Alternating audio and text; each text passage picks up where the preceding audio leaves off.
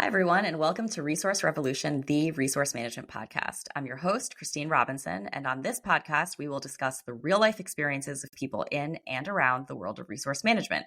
Today, we have a special episode. We are kicking off our season 2 and reflecting on our amazing first season. We had some really amazing guests and interesting conversations, people from different parts of resource management, some that are in the resource management journey themselves, some that are starting off, and others that have input into resource management, either as a bit on the periphery or as a recipient of resource management services. And so we'll talk through those and really highlight some of the most interesting and intriguing, thought-provoking pieces of our season 1, starting with our very first episode of our podcast called Selling Out or Scaling Up.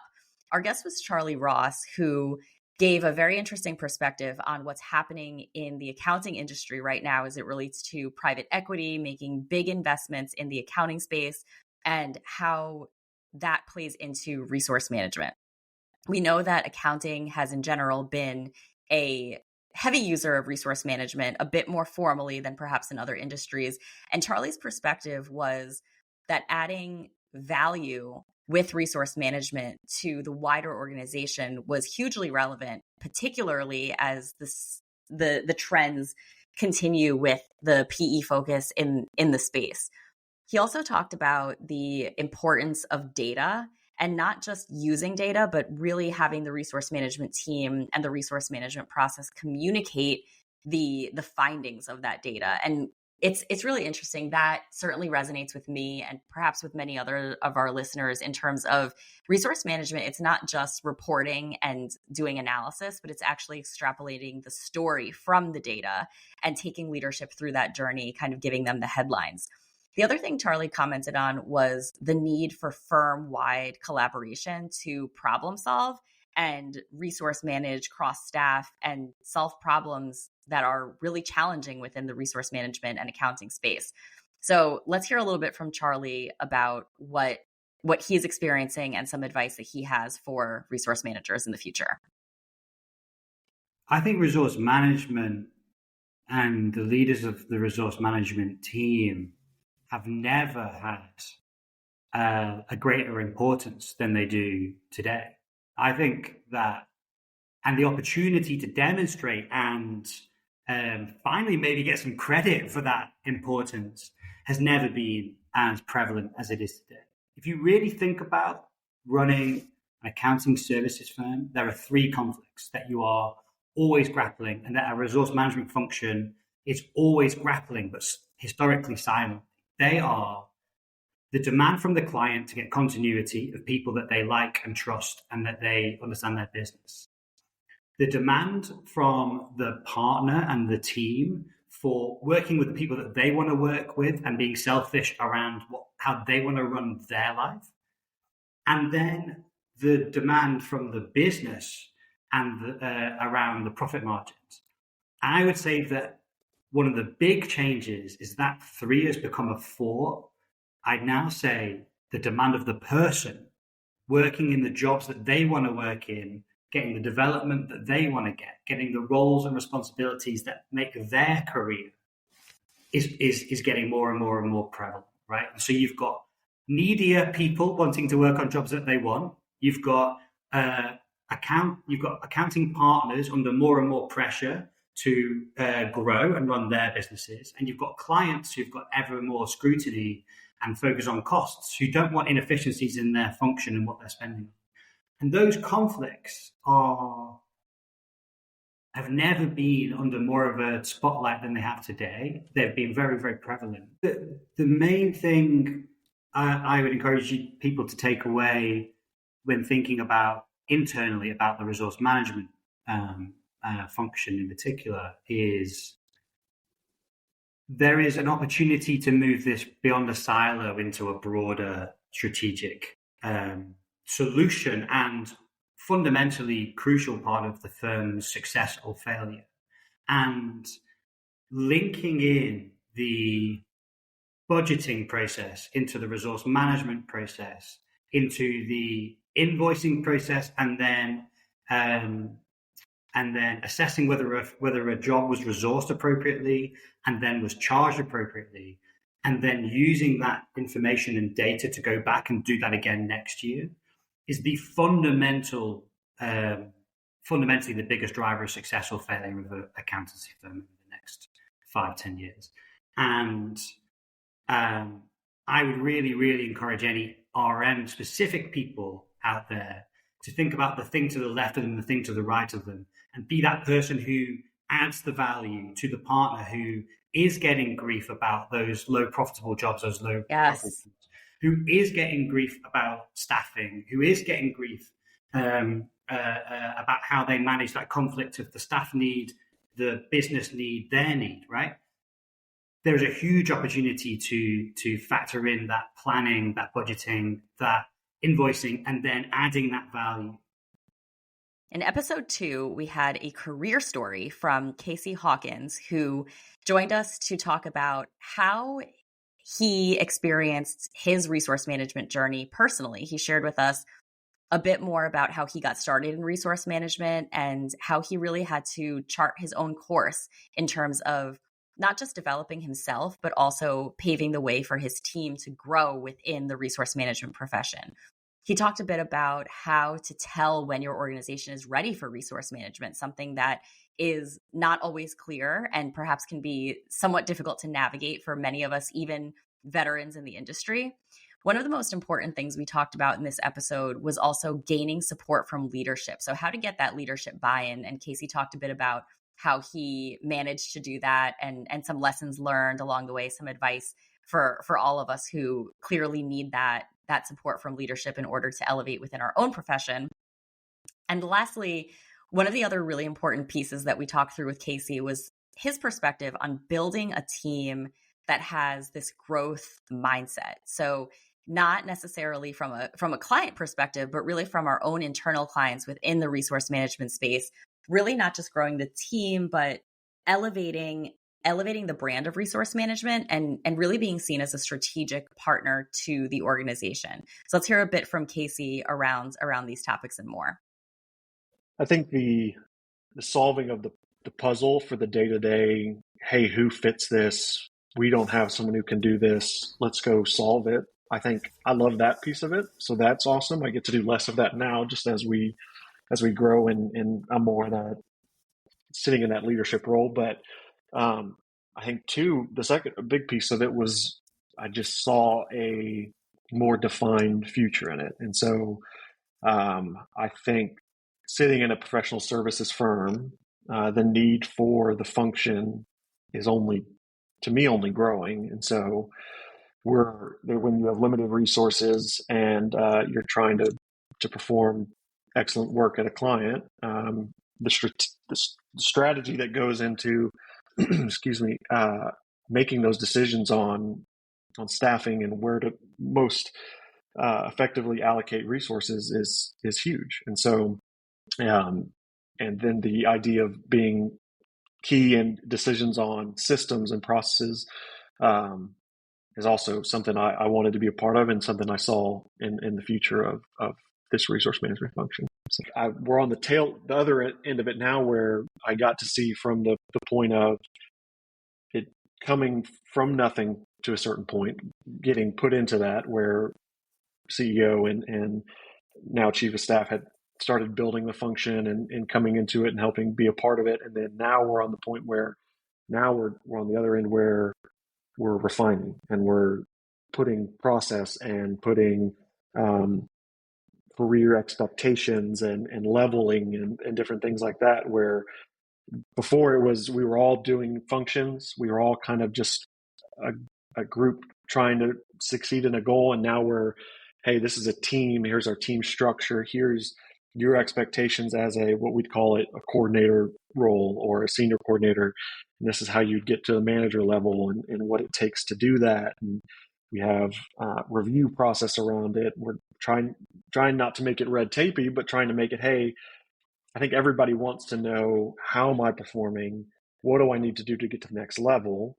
And that's what we have a lot of focus right now about getting to that point, building that out. And so that our folks, as we bring them on, they know that to get to X level, this is what it takes. And I think up until this point, we just hadn't had that. And part of that is a function of being a hyper growth new startup company where, like I said, the role that exists tomorrow didn't exist today. And the whole department that exists tomorrow probably didn't exist today either.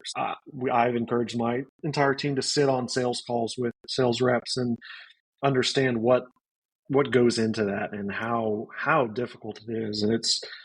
And whenever we're getting tension or friction from these sales folks, we're all on the same team. It's not because they have a vendetta against us or they're just trying to win. Like they want to win. And it's same with the consultants. Like these are people who are trying to build careers and they want to do certain things. And the more we can understand that, the more we can help them get there. And that only benefits the firm, that benefits them, that benefits the resource management function because you have the right people in the right seats doing the work they want to do.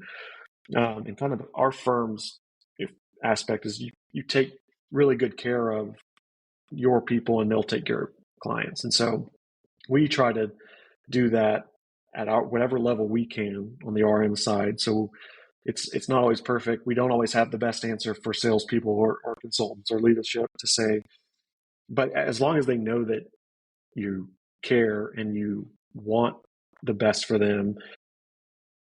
In episode 3, we had a special guest, Sarah Maynard, who joined us to talk about the connection between human resources and resource management. It's really interesting because HR and RM certainly have quite a bit of overlap, and yet they're very distinct in where they add value and how they add value to the organization. We talked with Sarah about how resource management and HR can collaborate and should collaborate, as well as some areas where there might be friction and how to avoid that. We also talked through the importance of employee engagement, not just in the workplace in general, but specifically how RM and HR can partner to maintain and elevate the level of employee engagement and really have that impact on the experience of client-serving professionals that we resource manage. Let's hear from Sarah on that. No, I think and it really depends on the organization, but I think, in terms of size and the relationship that already may exist within those two different business functions, in some cases it does roll up under human resources. So obviously it's part of that. I have seen it more under the operations umbrella in my more recent experiences. And it's kind of one of those things too, depending on the size of the organization, it kind of bobbles from different groups. I've seen it roll up under delivery, human resources where I started, and then most recently ops I've seen in a lot of companies, which I think probably makes the most sense. And I think the reason I feel that way is that, because resource management as a function within an organization has evolved so much to be more of a strategic business partner, the operations function is truly that. It is a business partner with delivery in a professional services organization. They're guiding, they're advising, they're providing metrics, they're helping, analyze, key data to be able to make those recommendations for the business. And that's where resource management really comes into play. As it relates to human resources, there are certainly pieces that cross over, as we talked about, the performance management piece of that, the professional development piece of it from a career development perspective. A lot of performance management outcomes, whether it's a, review or project review or annual review, things of that nature, can actually be tools to be used in resourcing. So where is this individual, exceeding? Where do they need to continue to develop? Okay, let's give them this opportunity on this next engagement to be able to do that. So there should be more of an alliance. There should not be a us versus them mentality when it comes to really resource management in any other part of the business. Recruiting and resource management so directly connected, for one, not only within an organization, because you're obviously sourcing internally as you're resourcing, externally as you're recruiting. What do we need externally that we don't have internally? So that direct tie-in with recruiting is huge. But in my careers, I've hired and built and developed resource management teams. Recruiters are fantastic candidates for resource management. roles. I mean, you're building relationships. You are getting to know individuals. You're helping understand, you're sourcing and you're looking for the right skills for different projects within the organization.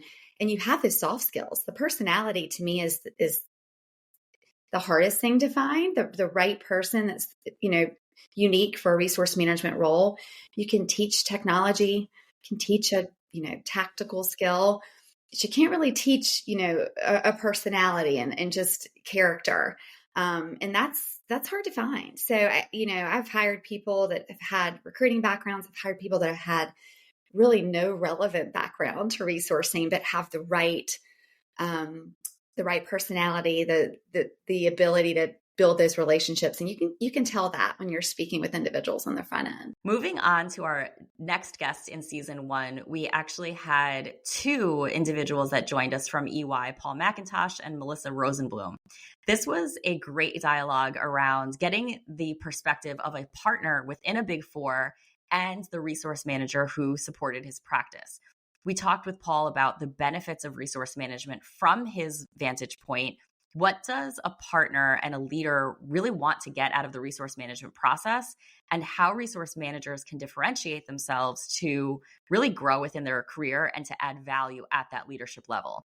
We also talked with Melissa about her own experience, and she shared some personal anecdotes around how she used her expertise as a resource manager and the relationships that she built in her resource management role to later land a chief of staff role with that same team and with that same practice. And so Melissa gave us some great examples of really using resource management as a stepping stone to elevate to her broader career goals.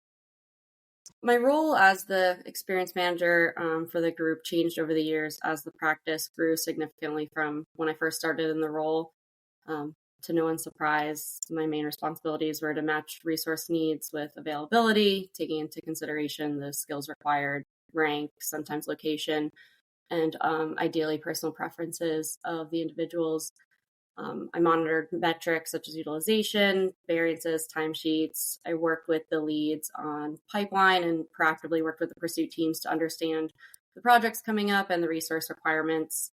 And I prepared and analyzed reports, forecasts on financial performance and utilization. So I've begun to understand what resource management is capable of, right? So resource management, like I said, has access to a lot of data in terms of people. They oftentimes when I hear of an issue that's going on, it comes through the resource management team, whether that's people not happy on a certain project, or was a skill gap or a learning gap or something else. So my view of it has changed over time to broaden how we use resource management at EY.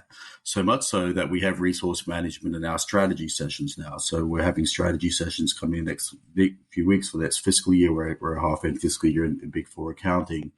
Having them really understand what our strategy is by the different sectors that we operate, by the different solutions that we deliver, so that when they're staffing projects, they always have that in their mind that we're trying to grow solution X. Therefore, these are the kind of resources, and alerting me, hey, Paul, can we make an investment in this type of account to build the solution that was part of the strategy? So I think having resource management integrated through all the different things that we're trying to do as a practice in terms of strategy, revenue planning, we call it experience management at EY for a reason, right? Because we call it experience management because it's about developing people as well. You need to understand people, and I think that's what Melissa did that was different to perhaps some of the other resource managers that I work with. And I include you in that too, Christine. It's like the ability to connect with people in a one-on-one situation, understand their personal needs. And that gets more and more difficult as a group that you manage grows, obviously, right? It's easier to do that in a group of 20 or 30 people than it is 300 or 360. But by and large, I felt those personal connection points, right? And same for the people who are the users of resource management, whether it's our staff level people or some of the managers or managing directors, to understand how the process works. And Melissa did a great job when she was in the role of explaining how the resource management process works, so people had more insights, that there is a method to what oftentimes seems like madness. We don't actually staff people on just a purely ad hoc random basis based on the first come, first serve. We do try to match skills and experience requirements to actual projects. It doesn't work time after time, obviously, because it is a fluid environment. But I think that helped in understanding the personal characteristics of the people that you were staffing and resourcing. So I think that was the big differentiator that Melissa brought. And we try to do that now. So we make it a practice now where our resource managers meet with different groups. They present on my all hands meetings, my practice presentations, giving their view. And there's a lot of one-on-one interaction. And our managing director who leads our resource management group, now he meets with many of our folks one-on-one. He has a hand now in performance reviews as well, making sure that they're consistent and making sure they're incorporating feedback that he has heard in his role as the resource manager, which perhaps the engagement manager hasn't learned. So what my experience is, the resource managers have a lot of information perhaps that other people in the firm or the practice don't realize that they have. And some of that comes on an ad hoc basis because the resources themselves, the staff actually go to the resource managers with many of their problems or many of their issues first before coming to anybody else. So it's kind of a repository for that kind of information too. And now a word about our sponsors, Dayshape. Do you ever feel like your team spends more time managing spreadsheets than getting actual work done? If you're a strategic leader in a professional services firm, you know exactly what I'm talking about. Say goodbye to the chaos with Dayshape. Dayshape is an AI-powered platform that takes the stress out of resource management. Imagine scheduling, planning, and staffing all being handled in one smart system that actually understands your business. Sounds too good to be true? Believe me, I dreamt of having this type of technology when I was a resource management leader.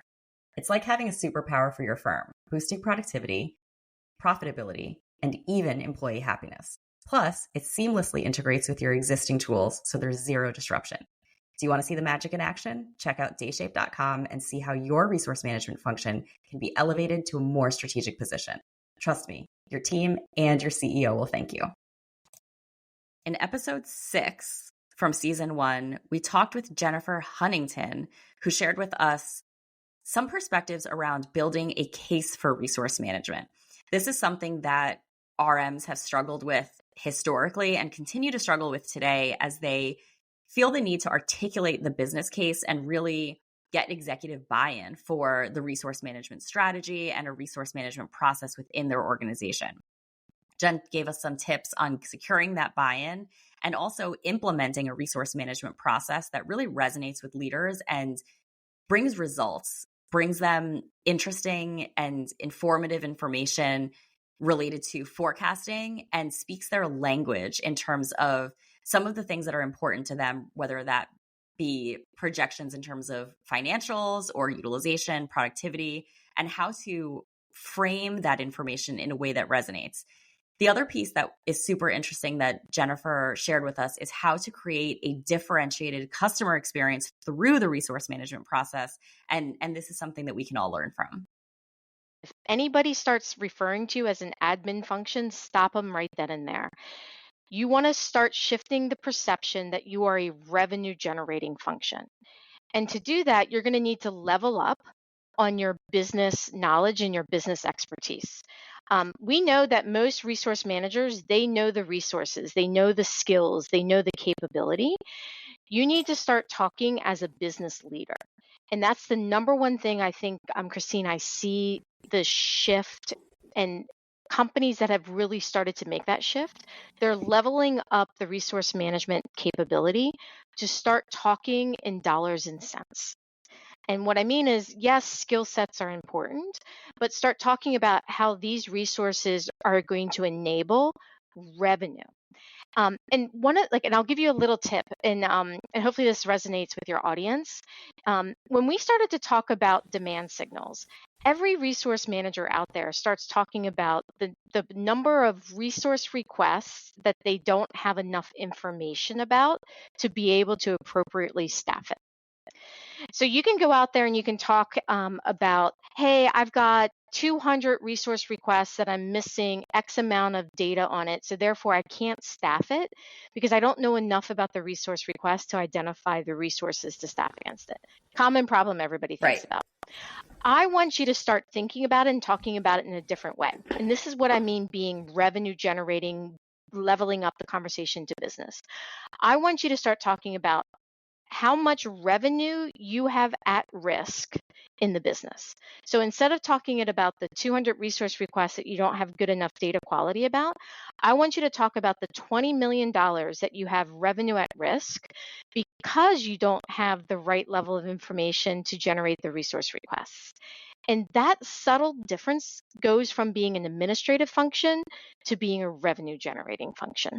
It definitely is challenging because what I would say is, and this is honestly one of the reasons why I love resource management so much, is because it's at the center of an organization. By nature, it's an integrator because you have to work across finance, you have to work across business operations, you have to work across HR, and you have to work across the line of business.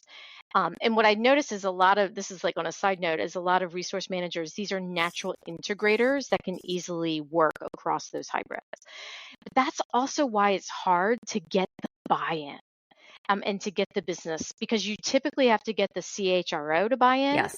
You have to get the COO to buy in. You've got to get the line of business to buy in. You have to get even the chief revenue officer to buy in because they're the ones that typically own getting you the right demand signals. And you have to get everybody together. So the way that you do it is you have to talk about it in the language, a common language that they all know. They all know revenue.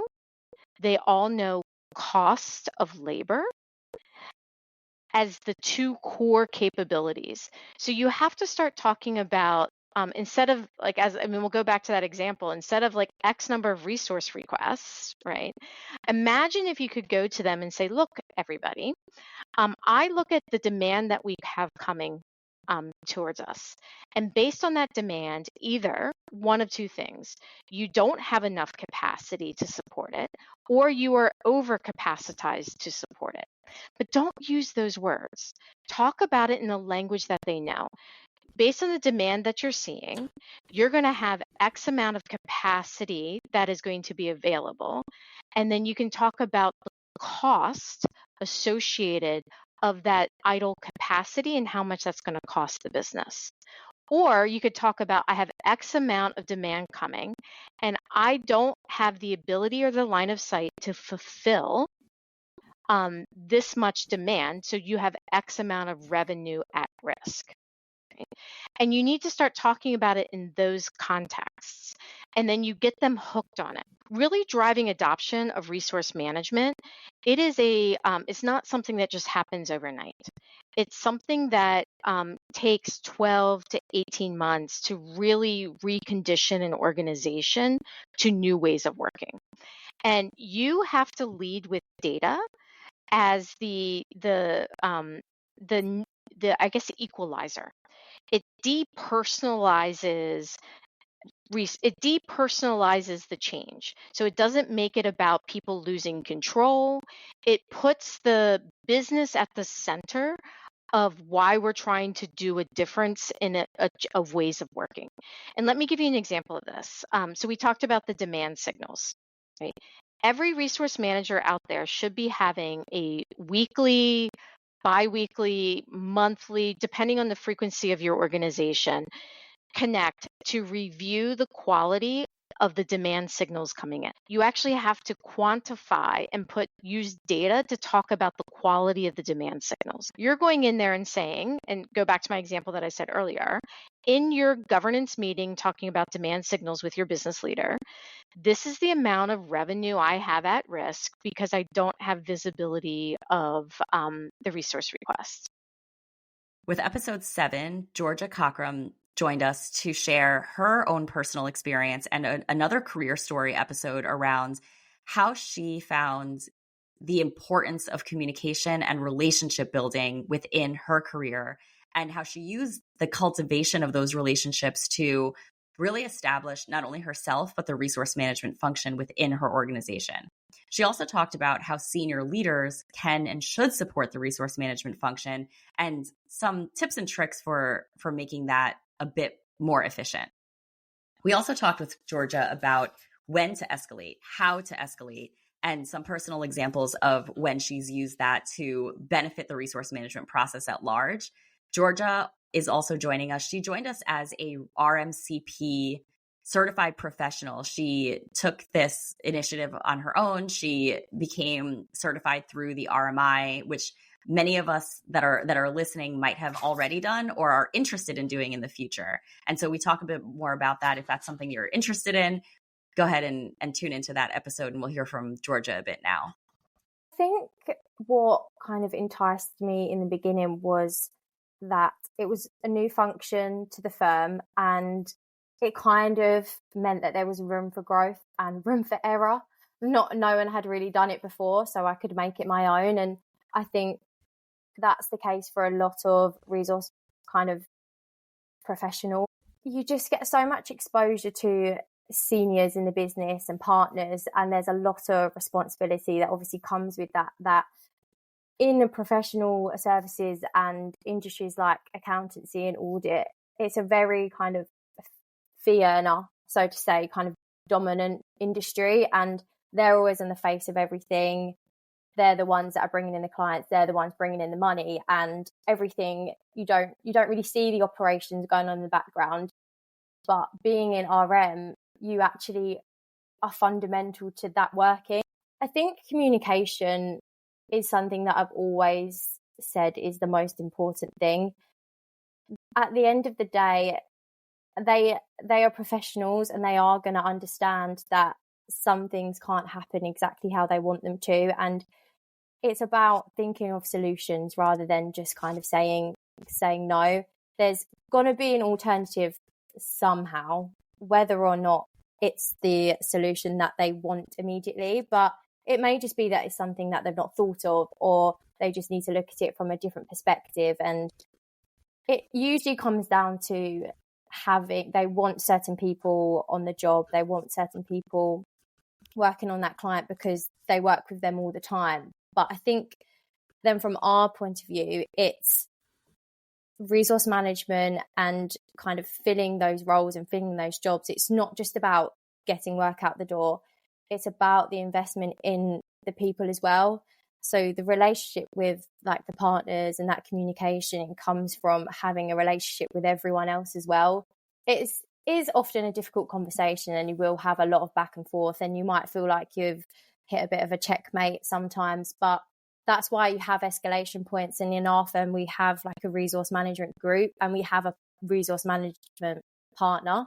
So he's an audit partner, but also an RM partner. So it's about doing what you can. And if it needs escalation, it needs escalation, but you have to kind of communicate everything and keep everyone involved. I became certified last year. So May 2023, I had been in resource management just under a year. So I think it was a good time to kind of take that next step and kind of do the qualification. For someone that hadn't had any resource management experience before, it was just another forum where you could kind of validate a lot of the feelings you had felt in your experiences, and then kind of put them into kind of a process. So you send all the materials and that kind of thing, and you work through the content yourself, and then there's some case studies of like potential scenarios and how you can work your way through those, kind of like similar to what we've spoke about. You've got 2 jobs happening at the same time, who you got to put on them, this is your staff pool, and who best suits them skill wise. So I think it was really great because it focuses a lot on best practice. The forecasting side was something that I hadn't really had loads of exposure to before, especially as we was implementing a new software at the time. The resource management was still fairly new, and we were still trying to get a lot of buy-in from the business.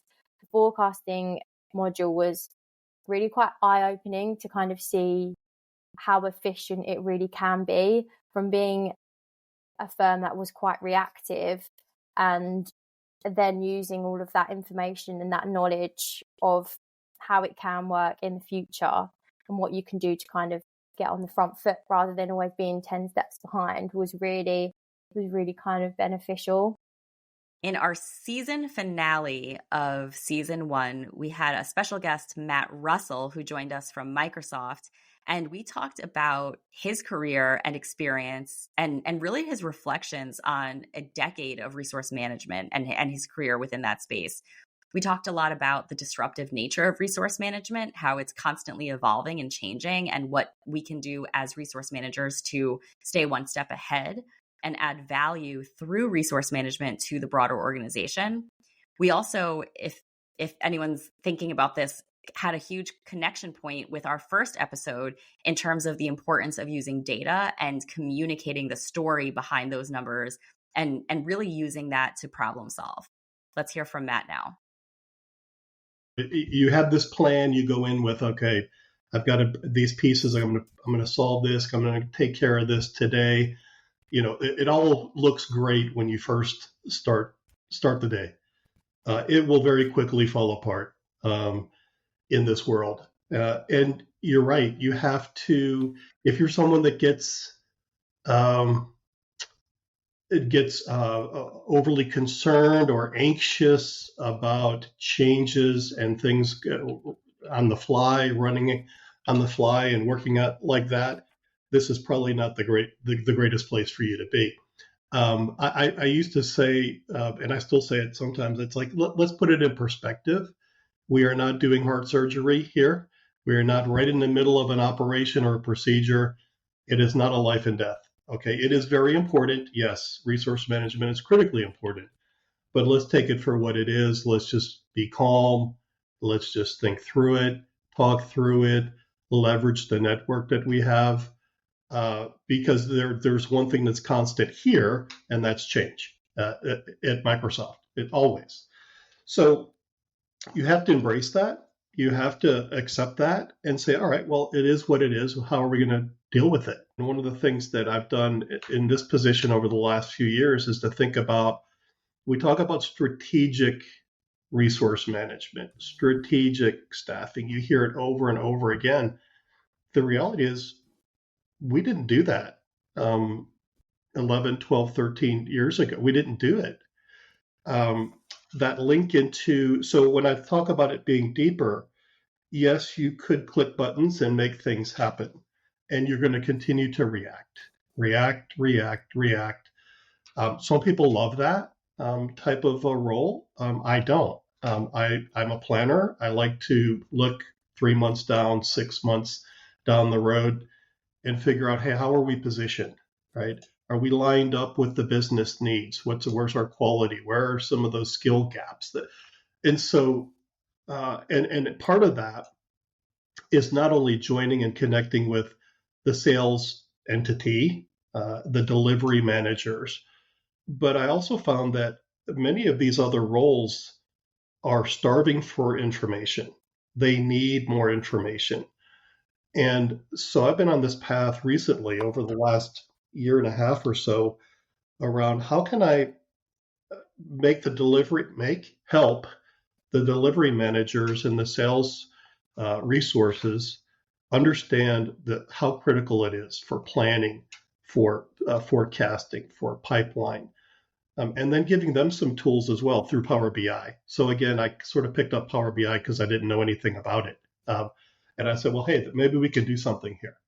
And so now we have these kind of neat Power BI things that enable the business leaders, whether they're delivery, sales, it's a forecasting, capacity management, all using the same materials, if you will, same resources. And with that, we'll wrap up our episode for today. Thank you very much for tuning in. We're very excited for season 2. We have our first guest lined up and an episode coming your way from an executive coaching perspective and a leadership development standpoint, taking some of the qualities and skills that were highlighted in season 1 as necessary for improving your own status as a resource manager and elevating within your role and within your organization. Really excited to share season 2 with you, and I hope you all tune in.